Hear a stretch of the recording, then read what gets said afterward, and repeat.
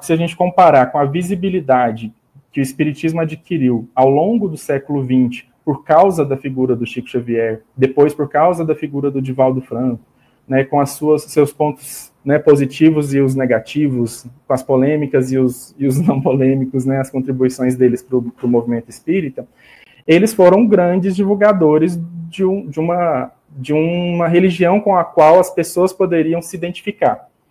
Essa figura, ela deixa de existir, né? Ela foi ali, em 2002, com a morte do Chico, muito divulgada. Eu acho que com a morte dele isso fica mais divulgado ainda do que antes, né, de ele desencarnar.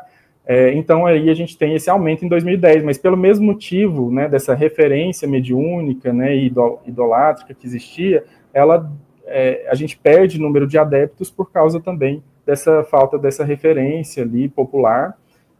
E junto dessa popularidade dos médiuns, a popularidade ou não dos filmes, novelas, né, espíritas, que continuam existindo, continuam tendo sucesso de público quando vão a campo, mas aí não é culpa do espiritismo, é questão da indústria cultural que mudou. A gente tem agora produção audiovisual espírita como nicho, não mais como hegemonia, como disputando a hegemonia com outras produções de outras religiões, né, como os evangélicos têm muito agora com a Rede Record, por exemplo.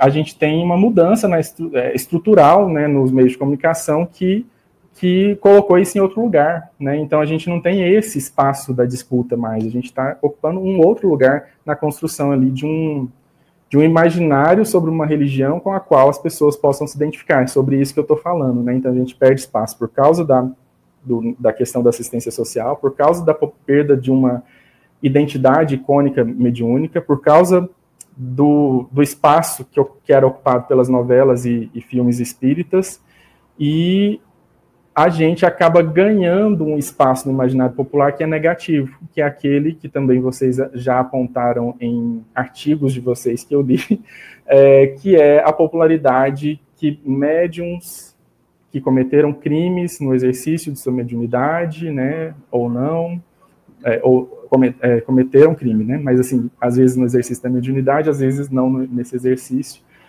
O caso icônico é o João de Deus, mas a gente sabe de muitos outros que na esteira dele foram tendo aí casos desvelados, e isso pesa negativamente. A gente deixa de ter figuras admiradas mediunicamente na sociedade e ganha figuras totalmente não quistas, totalmente problemáticas nesse mesmo espaço de disputa do imaginário. Então, esses fatores, e eu estou falando disso porque a gente está falando de uma identificação em um senso.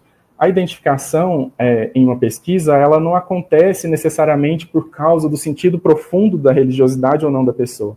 Ela acontece por causa da conveniência disso socialmente também. Ela acontece por causa do quanto as pessoas conhecem e reconhecem uma religiosidade. Por mais que a pessoa possa, eu garanto, assim, tem perfis de pessoas que podem nem ter outra religião, elas são espíritas, elas vão, né, assim, a gente poderia identificar que a mentalidade delas é espírita, mas só que por causa de questões sociais, da sociedade em que ela vive, ela pode não se identificar como espírita. Isso já aconteceu por vergonha, por medo de preconceito. Hoje não acontece mais por vergonha, medo e preconceito, mas acontece por autocensura no sentido disso. Nossa, mas o espiritismo é essa religião que tem esses médiuns que podem ser problemáticos, né? Enfim,